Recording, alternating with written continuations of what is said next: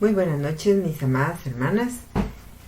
Un día más que nos conectamos para poder transmitir la palabra de Dios, que es la que nos alimenta, la palabra de Dios que nos da aliento cada día. Pues sabemos que seguimos en esto de la pandemia del COVID-19. En estos momentos, ¿verdad?, de pandemia, en estos momentos de incertidumbre, nosotros como hijas de Dios necesitamos la fe para mantenernos en medio de muchas cosas, en medio de situaciones adversas, en medio de futuros inciertos, en medio de caos, en medio de tantos casos que van surgiendo, en medio de que no sabemos cuándo va a parar esto, cuándo va a haber un respiro, cuándo vamos a salir de la cuarentena. Si nos damos cuenta, necesitamos de la fe. Pero el tema del día de hoy se titula ¿qué es fe? Y vamos a ver a la luz de las Sagradas Escrituras qué es la fe. Pero antes de ver, ¿verdad?, qué es fe, vamos a ver una anécdota o una introducción para darnos una idea, ¿verdad?, de cómo debe de actuar la fe en nosotros. Y pues podemos ver lo que es en un juicio, ¿verdad? Hay varios involucrados, está el juez, está el jurado, está el culpable y está el abogado. El jurado, ¿verdad?, tiene en sus manos una gran labor, en sus manos tiene el poder dictaminar un veredicto, ¿verdad? El veredicto es la decisión judicial. Dice denominado fallo o veredicto, en un caso concreto donde dice el jurado no puede encontrar culpable al defendido a menos que estén seguros. Entonces el jurado, ¿verdad?, va a reunirse después de oír, ¿verdad?, los antecedentes, de oír las acusaciones, de oír, ¿verdad?, las pruebas.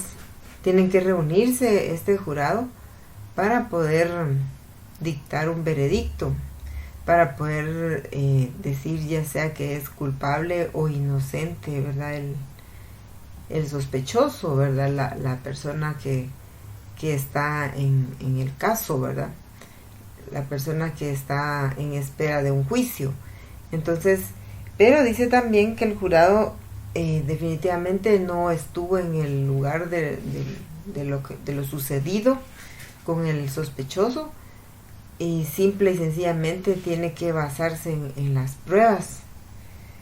Y dice que ellos tienen que creer, ¿verdad? Ellos tienen que creer a la evidencia que les es otorgada. Entonces, si nos damos cuenta, ¿verdad?, empezamos a ver de que y aquí empieza, esto es un acto de fe, lo que ellos hacen, ¿verdad?, el dictaminar ese veredicto es un acto de fe, en cuyo caso pues ellos no estuvieron en ese momento del hecho, del crimen o de la situación que haya acontecido. Entonces es un acto de fe, pero ellos para dictaminar tienen que estar seguros de la evidencia que tienen en sus manos. Entonces fe es estar seguro, no es lo opuesto. Nosotros en la fe, dice en Hebreos 11:1, es pues la fe, la certeza, o sea, la certeza es la seguridad de lo que se espera y no se ve, ¿verdad? Entonces, la fe es seguridad. La fe es que nosotros estamos plenamente convencidos, ¿verdad? Cuando nosotros decimos creer en Dios es porque estamos convencidos de que hay un Dios poderoso, que hay un Dios real, que hay un Dios que está con nosotros y que debemos de temerle, ¿verdad? Porque ese es el principio de la sabiduría. Y tenemos la fe plena en ese Dios. La fe, dice, es el camino a la verdadera satisfacción. Entonces, cuando nosotros creemos en Dios, nosotros tenemos la esperanza, la satisfacción, ¿verdad? Como dice en Hebreos. Después nosotros dice que sabemos que Dios es y que es galardonador de lo que en Él espera. Sabemos que Dios es real, ¿verdad? Y quiero que vayamos a ver Hebreos 11. Hebreos 11.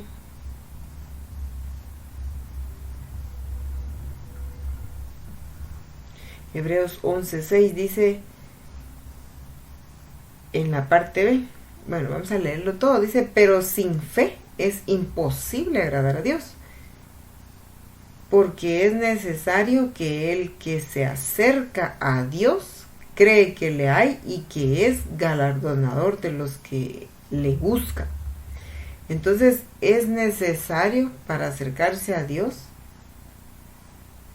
que crea que Dios existe, porque es necesario que el que se acerca a Dios crea que le hay y que es galardonador.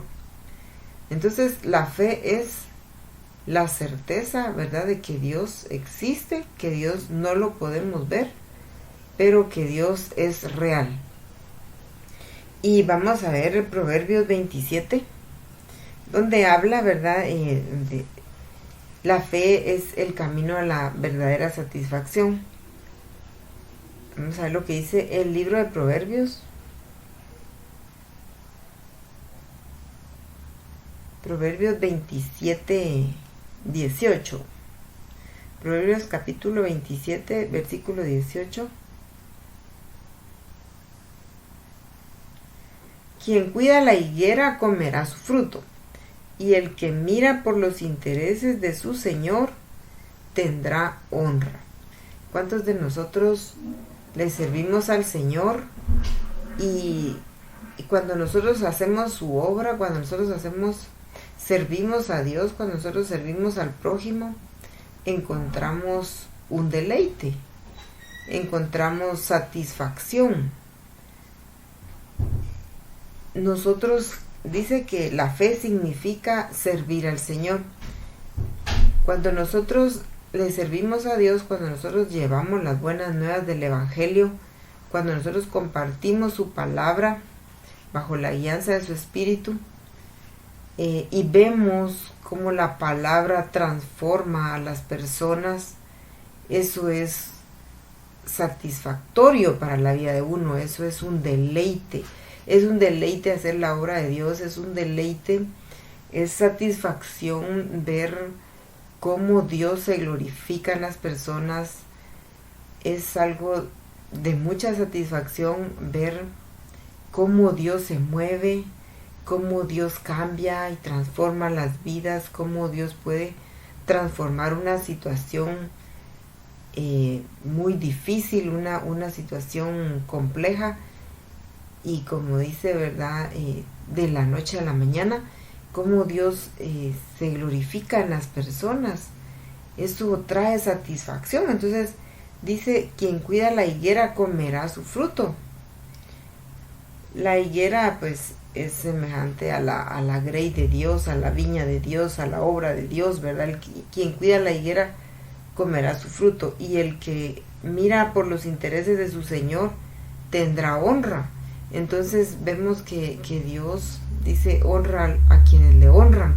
Entonces cuando nosotros servimos al Señor y vemos cómo Dios nos honra a nosotros, a veces podemos ir a lugares muy peligrosos a llevar palabra, a orar por un enfermo, y Dios se magnifica y sana al enfermo.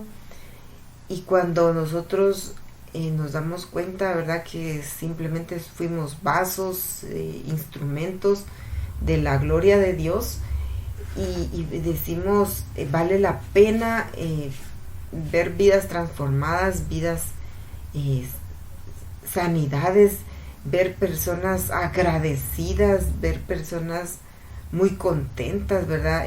Me viene a la mente cuando estaba aquel paralítico en la puerta de la Hermosa, ¿verdad? E iba Pedro, y no me recuerdo ahorita con quién era el que iba, y estaba ese paralítico en la puerta de la Hermosa y estaba pues pidiendo limosna, y Pedro le dice: no tengo plata ni oro, pero lo que tengo te doy, y le dice: sé sano en el nombre de Jesús, ¿verdad? Y él recibe la sanidad y se levanta saltando, y yo me imagino el gozo de Pedro y el otro discípulo. Eso es una satisfacción extraordinaria, el poder ser uno testigo de la gloria de Dios. Eso no tiene comparación. Es algo inaudito, es algo glorioso, es ser parte de la gloria de Dios, es poder ver la gloria de Dios. Eso es algo glorioso, ¿verdad? Así que, valga la redundancia, es algo precioso, y es fe, ¿verdad? Fe significa servirle al Señor. Entonces, cuando uno va y uno dice: voy a ir en el nombre de Dios, y que Dios se glorifique, y que Dios quiera hacer lo que Él quiera, Él es soberano. Y cuando Dios nos usa y vemos esos milagros, esas maravillas, eso es satisfactorio. Por eso dice: la fe es el camino a la verdadera satisfacción, servirle a Dios. Y lo contrario, ¿verdad? Vamos a verlo en el versículo 20. Dice: el Seol y el Abadón nunca se sacian. Dice: así los ojos del hombre nunca están satisfechos, que esto es lo opuesto, ¿verdad?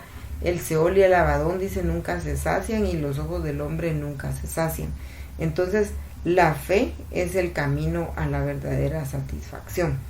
La persona de fe reconoce que Dios es siempre la causa primera de cualquier éxito que obtengamos. Todo lo que nosotros, Dios nos permite hacer y llegar a tener o llegar a obtener, definitivamente no es por nuestros propios méritos, sino que vemos la mano de Dios en base a lo que Él nos ha dado, nos ha dotado de dones y talentos, y todo viene de su mano. Entonces, la persona de fe reconoce y le da la gloria a Dios, ¿verdad? No se jacta de ser el mismo, la misma persona, el que alcanza esos triunfos. Entonces vemos así de que la fe es estar seguro, ¿verdad? Es tener, como dicen en Hebreos 11:1, es la certeza, es la seguridad. La fe es la seguridad. Las personas que se han ido de la iglesia, ¿verdad? Y pues algunos que ya apostataron de la fe, ¿verdad? Apostatar de la fe es negar la fe, ¿verdad? Entonces los que niegan la fe, ¿verdad? Definitivamente ya no creen en Dios, porque el apostatar es lo contrario, ¿verdad? De tener la certeza, de estar seguro de que Dios existe y a Él le debemos todo. Entonces vamos a ver 3 puntos, y el primer punto dice: la fe es confiar en Dios. La base fundamental de la existencia es que la confianza en Dios es la fe. O sea, ¿qué es lo fundamental de lo existente? Lo fundamental de lo existente es la confianza puesta en Dios, ¿verdad? Y vamos a ver lo que dice Hebreos. Vamos a ver el libro de Hebreos, capítulo 11.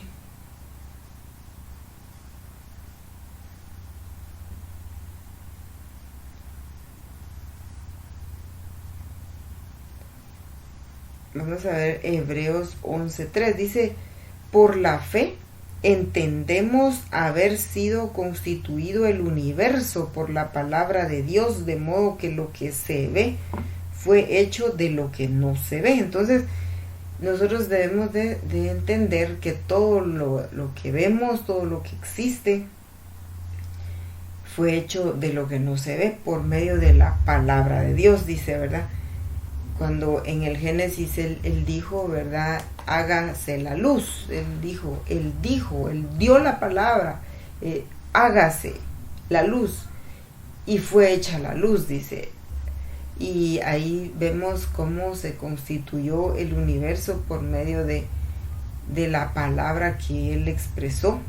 Entonces todo lo que existe es hecho de lo que no se veía, de la nada.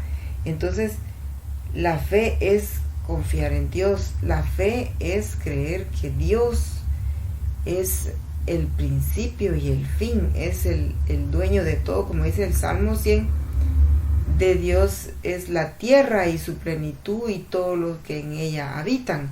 ¿Por qué? Porque todo fue hecho por Él y para Él y en Él. Entonces la fe es confiar en Dios. Lo que distinguió a nuestros ancestros, y vamos a ver en Hebreos 2, dice, hablando siempre de la fe, porque por ella, o sea, por la fe, alcanzaron buen testimonio los antiguos. Los antiguos estaban hablando de los ancestros, de los siervos, ¿verdad? Que existieron allá en el Génesis, y vamos a ver algunos de ellos. Cómo la fe, dice, se ve en la práctica, cómo la fe se ve en la práctica. En Santiago dice que la fe sin obras es muerta. Entonces dice que la fe guía al entendimiento, ¿verdad? Entonces acabamos de ver de que todo lo que vemos fue hecho de lo que no se ve por medio de la palabra de Dios. La fe guía al entendimiento. San Agustín, uno de los padres de la Iglesia cristiana, puntualiza que la fe es el primer paso a la comprensión. O sea que nosotros somos seres racionales, somos seres pensantes, y la fe, dice, es el primer paso a la comprensión. O sea que nosotros debemos entender estos principios, ¿verdad? Estos principios que dice en el versículo 3, que por la palabra que Dios expresó fue constituido el universo. Entonces la fe es el primer paso a la comprensión. O sea, nosotros debemos entender que todo lo que existe fue hecho por Dios, ¿verdad? Y hay muchos que van en contra, teorías, científicos, ateos, personas necias, como dice la palabra, dice el necio en su corazón no existe Dios. Entonces vemos que la fe es el primer paso a la comprensión, o sea, el poder entender cómo se constituyó el universo por medio de la palabra. Eso es fe, eso es fe.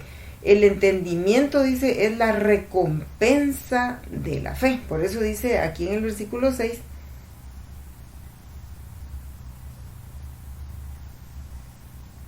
dice, sin fe es imposible agradar a Dios. O sea, si nosotros no creemos que el universo fue hecho por la palabra que Dios dio, no agradamos a Dios. Ahí no hay fe. Ahí no hay fe. Sin fe es imposible agradar a Dios. Y el que se acerca a Dios, dice, debe creer que Él es. Que Él es Dios. Que Dios existe. Y que es galardonador. Por eso dice, el entendimiento es la recompensa de la fe. O sea que Él es galardonador. Él nos va a dar una recompensa a aquellos que creen en Él. Sin embargo, dice, no busques comprender lo que tú puedes creer. O sea, nosotros no tenemos que venir a cuestionar nuestro entendimiento acerca de la existencia de Dios cuando nosotros ya creemos, porque si creemos es la fe, no podemos cuestionar. La fe es una certeza, es una seguridad. pero cree que tú puedes, dice, pero cree que tú puedes entender. O sea, nosotros debemos de creer que podemos entender eso. ¿Cómo entender qué cosa? Entender, ¿verdad? Como dicen los científicos, quién fue primero, el huevo o la gallina. Nosotros creemos que Dios hizo a todos los animales, ¿verdad? Entonces, el científico, ¿verdad?, está perdido ahí. ¿Quién fue primero? ¿El huevo o la gallina? ¿Quién fue primero, el huevo o la gallina? Y el Señor, que dijo en el Génesis, que Él hizo a las aves, ¿verdad? Entonces, si nosotros creemos que Dios existe, esa es fe, tenemos la seguridad. Entonces, ¿quién existió primero? Fue la gallina, ¿verdad? Porque Él creó las aves. Y luego esas aves pusieron huevos, ¿verdad? Pero el que no cree en eso, ¿verdad?, está apostatando de la existencia de Dios, está negando la existencia de Dios. Y por tanto, ¿verdad?, no va a obtener ninguna recompensa. Cuando nosotros creemos, cuando nosotros tenemos fe, cuando nosotros estamos seguros, cuando tenemos esa certeza, y la fe tiene un principio, ¿verdad? Y ese el principio es de que por fe, como dicen Hebreos, ¿verdad?, creemos que el universo fue constituido por la palabra de Dios. Entonces, la fe, dice, agrada a Dios. Enoc agradó a Dios. Sin fe, dice, no se complace Dios. Por eso dice, sin fe es imposible agradar a Dios. ¿Cómo nosotros podemos obtener el favor de Dios si no creemos en Él? ¿Verdad? Si no creemos en Dios, no podemos obtener algo de alguien que para el necio o para el ateo no existe. Entonces, no va a obtener la recompensa, no va a obtener los galardones que Dios tiene para los que en Él esperan. Enoc dice, agradó a Dios. La fe guía a la intimidad con Dios. Nosotros, cuando creemos en Dios, nos arrodillamos porque creemos que Él es Dios, que Dios existe, que Dios es real. Hemos visto su mover, hemos visto sus respuestas, hemos visto cómo Él ha cambiado nuestras vidas. Podemos ver cómo Él mueve todas las circunstancias, podemos ver cómo Él se agrada de nosotros, ¿verdad? Dios es espíritu. No lo podemos ver, ¿verdad? Pero lo podemos ver no lo podemos ver palpablemente, pero podemos ver a Dios, como dice la palabra, ¿verdad? Su creación cuenta la grandeza de Dios. Todo lo que existe cuenta la grandeza de Dios. Los mares, los lagos cuentan de Dios. Nos hablan de su existencia y nos dejan conocer que Dios es un arquitecto perfecto que tiene todo, ¿verdad? Como dice no sé si es en los Salmos o en Job, que Él tiene los océanos en la palma de su mano y que los océanos no se desbordan porque Dios tiene el control de ellos, ¿verdad? Entonces, la fe en Dios es importante y es un principio para el ser humano, para poder llegar a conocer a Dios y para poder caminar con Él. Y dice que la fe guía a la intimidad con Dios. Entonces nosotros, cuando creemos que Dios es, ¿verdad? Y que existe y que Dios nos escucha, nos arrodillamos y hablamos con Él. Por fe, dice, Noé construyó el arca y fue prevenido de algo que no veía, porque dice que en aquel entonces no llovía, solo había un vapor que subía de la tierra, y a él por fe construyó el arca y creyó que iba a venir un diluvio. Y vamos a ver lo que dice ahí en Hebreos 11, versículo 7, dice: por la fe Noé, cuando fue advertido por Dios acerca de cosas que aún no se veían, con temor preparó el arca en que su casa se salvase, y por esa fe condenó al mundo y fue hecho heredero de la justicia que viene por la fe. Entonces, si nos damos cuenta, ¿verdad?, que por la fe de algunos van a ser condenados los que no creen, ¿verdad? Van a ser condenados los que no creen en Dios, los que no tienen fe en Dios. También la fe, dice, significa decir sí a Dios como acto de fe, y lo vemos con Abraham, ¿verdad? Cuando el Señor le dice a Abraham: vete de tu tierra y de tu parentela a la tierra que te mostraré. Y él es obediente, ¿verdad? Él dice sí, y sale de su tierra y de su parentela a un lugar incierto. Y él fue obediente, ¿verdad? Y dice, la verdadera fe nos compromete a ser obedientes a Dios. Cuando nosotros hemos sido testigos oculares de las grandezas de Dios, de cómo Dios se mueve en nuestras vidas, aprendemos a obedecer a Dios y a temerle, a temer a Dios. Y dice, su fe, o sea, la fe de Abraham le trajo bendición a él, a su familia, a una nación, ¿verdad? La nación de Israel, a ti y a mí, ¿verdad? Hasta nuestros días, ¿verdad? Como nosotros somos el pueblo gentil, somos también hijos de Abraham por medio de la fe.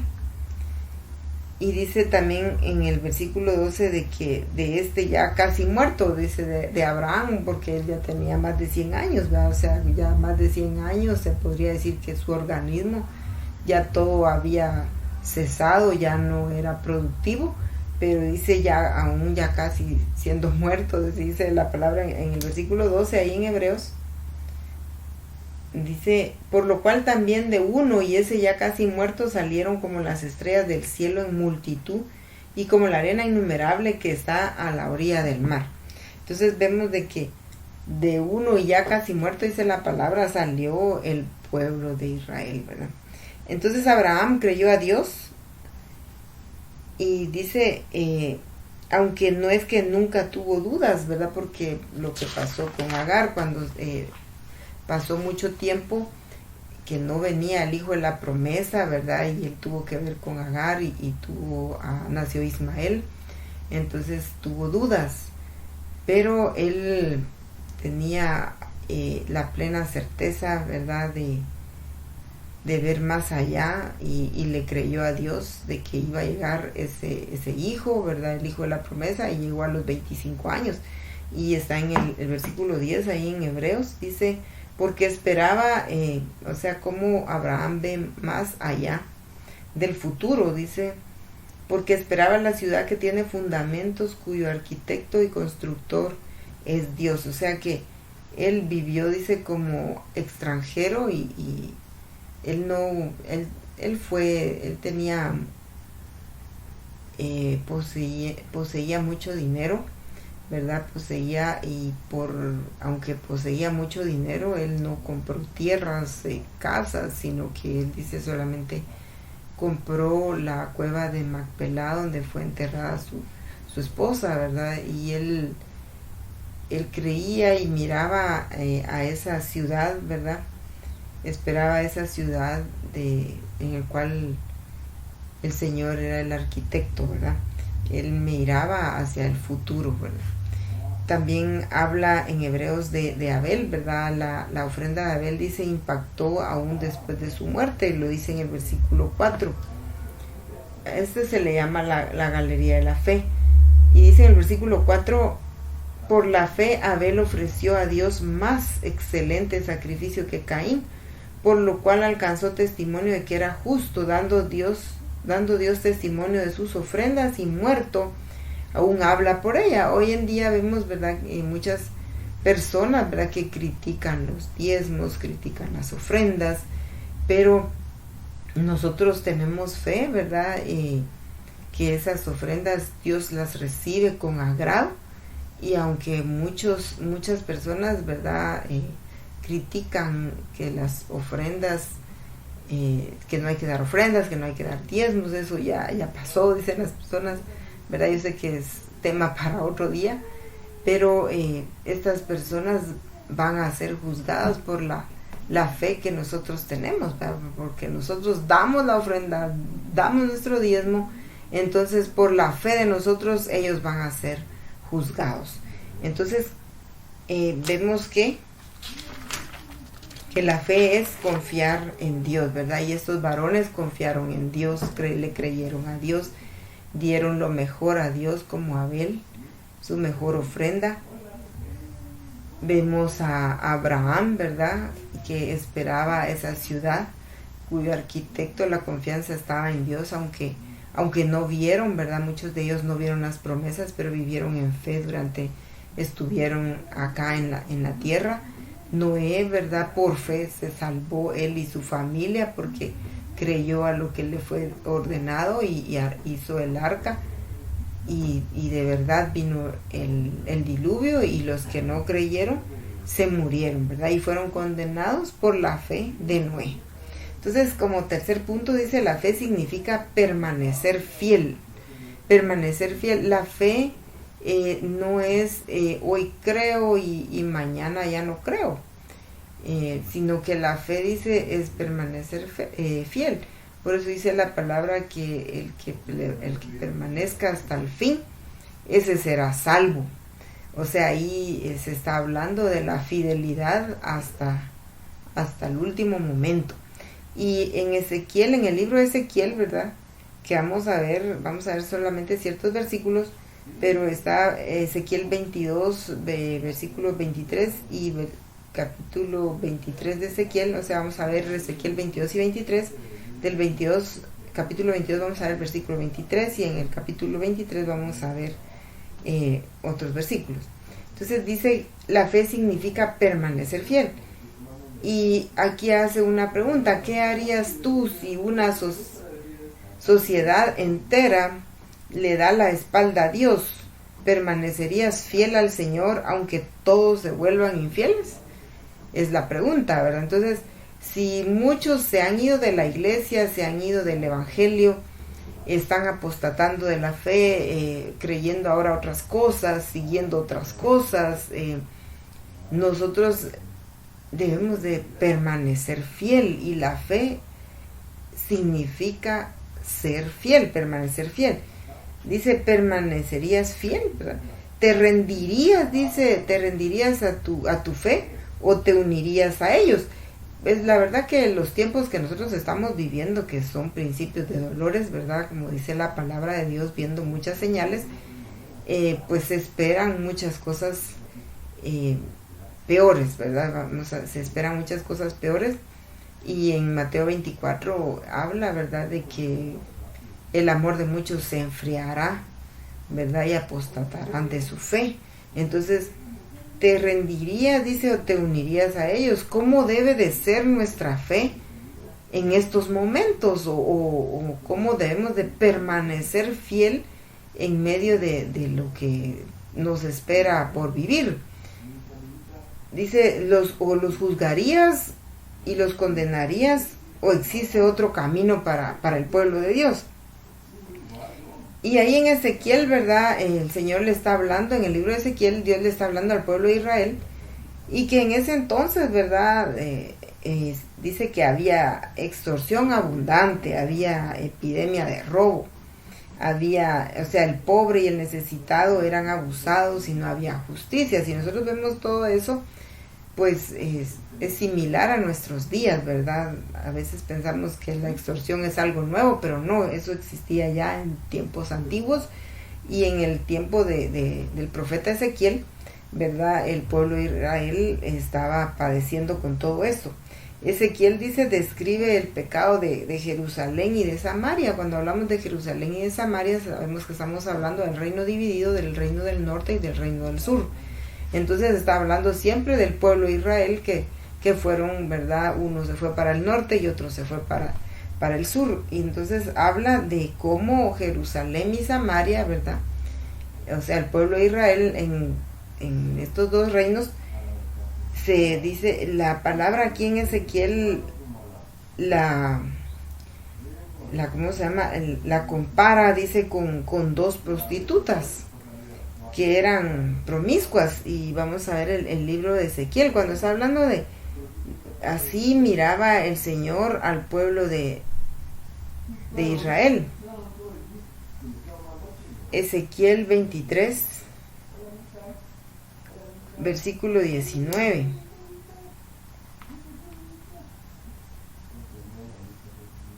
Dice: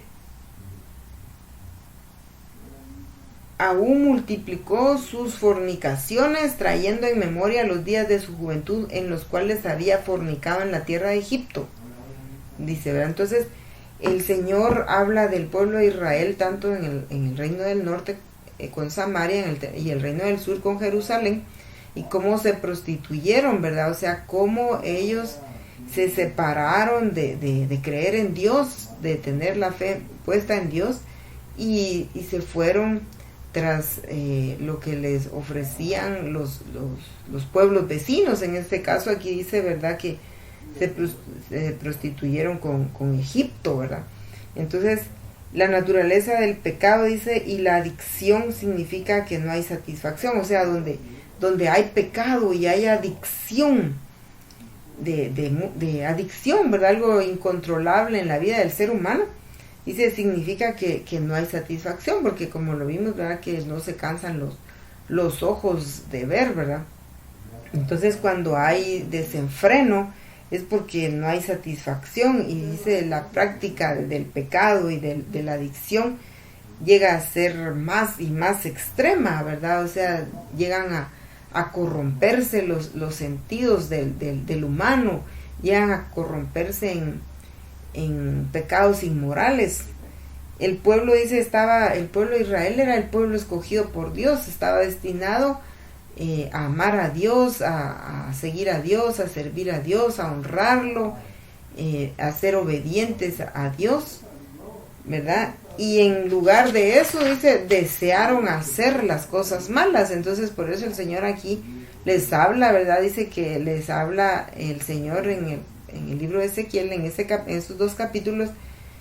El Señor usa imágenes repugnantes para hacer traer a la realidad el pecado del pueblo, y que le dolía mucho a Dios, ¿verdad? Dios le dolió tanto que Él los guardó, los sacó de Egipto, los guiaba, les daba de comer, los cubría del sol, los cubría con una columna de fuego por la noche, y estuvo con ellos siempre. Y ellos abandonaron a Dios, apostataron y se volvieron, ¿verdad?, a pecado, ¿verdad? Y dejaron a Dios, ¿verdad? Y a Dios le dolía esto. La raíz del problema, dice, fue la infidelidad al Señor. Por lo tanto, es lo que el Señor soberano dice, ¿verdad? Y vamos a ver en el versículo 35 del capítulo 23. Dice: por tanto, así ha dicho Jehová el Señor, por cuanto te has olvidado de mí y me has echado tras tus espaldas, por eso lleva tú también tu lujuria y tus fornicaciones. Entonces vemos que Dios se indignó contra ellos, ¿verdad? Lo dejaron a Él, que era fiel, ¿verdad?, que era misericordioso, que era su proveedor, y se fueron tras la lujuria, dice, y sus fornicaciones, ¿verdad? Y olvidar a Dios, dice, es lo opuesto entonces de la fe. Esto guía a terribles consecuencias descritas en el pasaje de Ezequiel. Ezequiel continúa en medio de todo, o sea, la pregunta que hacíamos al inicio del punto número 3, ¿continuarías tú siendo fiel cuando una sociedad entera le da la espalda a Dios? Pues Ezequiel continuaba fiel a Dios y proclamando el mensaje a Dios, ¿verdad? Muchas veces hay personas que dicen, ¿verdad?, no, es que no quieren nada con Dios, ¿verdad? Entonces nosotros debemos de seguir proclamando, ¿verdad? Ezequiel dice que casi toda la nación, ¿verdad?, se había vuelto en contra de Dios, pero él continuaba fiel y continuaba proclamando el mensaje de Dios. Dios siempre está buscando a alguien que interceda por ellos y que se parara en la brecha en el nombre de la tierra para hacer, ¿verdad?, volver a Dios, ¿verdad?, de lo que Él tenía pensado hacerles a ellos por desobedientes. Y vamos a ver lo que dice el versículo 30.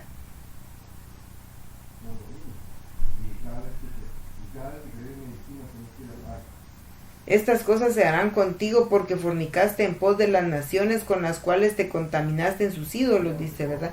Entonces, Dios está buscando a alguien, ¿verdad? A mí me llamaba mucho la atención, ¿verdad? La palabra que compartían en el ayuno, ¿verdad? Y hablaban de la oración de intercesión, ¿verdad? Entonces, la oración de intercesión es muy poderosa y también aquí lo estaba diciendo Dios. Dios está buscando a quien se ponga en la brecha, ¿verdad? Hoy nuestro país, no solo nuestro país, sino que las naciones, el mundo entero está bajo el azote de un virus y Dios está buscando quien se ponga a la brecha, ¿verdad? Para que Dios pueda tener misericordia, y nosotros debemos de ser esos intercesores, ¿verdad? De orar por nuestra tierra, por nuestros gobernantes, por el pecado, ¿verdad? Que se aumentó en estos tiempos, que la sangre inocente derramada.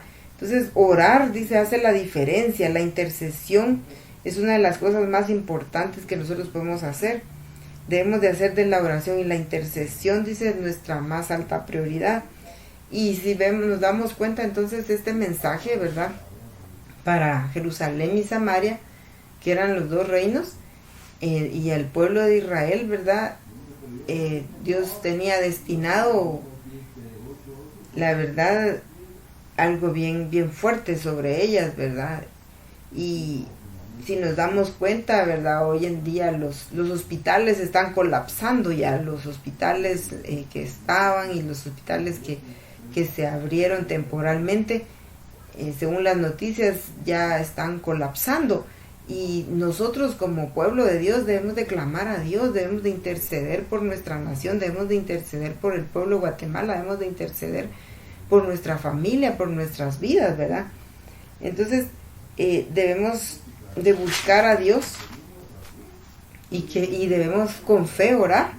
En estos tiempos, ¿verdad?, tan difíciles, nosotros debemos de pedirle a Dios que aumente nuestra fe, debemos de usar la fe puesta en nuestro Padre Celestial, nuestro Dios Todopoderoso, para poder, ¿verdad?, agradar a Dios y poder llevar, ¿verdad?, esa palabra de esperanza al pueblo, a los vecinos, a nuestros compatriotas, ¿verdad? Entonces, mis amadas hermanas, debemos de nosotros ejercer nuestra fe para poder hacer la obra de Dios, ponernos a la brecha por todas aquellas personas que apostataron, que se alejaron, por aquellos que no conocen, por aquellos que no tienen esperanza, por todas esas personas que están en una cama de hospital, por todas las personas que andan temerosas de ese virus, por todas las personas que están al frente,